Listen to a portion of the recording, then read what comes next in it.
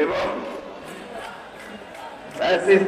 সরকারের নির্যাতনে নির্বাসিত হয়ে বিদেশে অবস্থান করেছেন আমাদের সেই নেতা, গণতন্ত্রের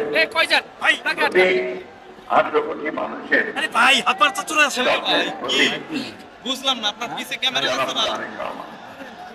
মঞ্চে উপবিষ্ট জাতীয় নেতৃবৃন্দ, ভাই ও বোনেরা, আসসালামু আলাইকুম। আমার এখন বক্তব্য দেওয়ার কথা না, এই জন্যে যে আমাদের নেতা অপেক্ষা করছেন, তিনি কথা বলবেন, উনি আমাদের এই আন্দোলনের নেতৃত্ব দিচ্ছেন। আমি শুধু একটি কথা বলতে চাই যে বাংলাদেশের মানুষ সবই গণতন্ত্রের জন্য সংগ্রাম করেছে, লড়াই করে। শুধু 1952 সাল 71 সাল নয়, সেই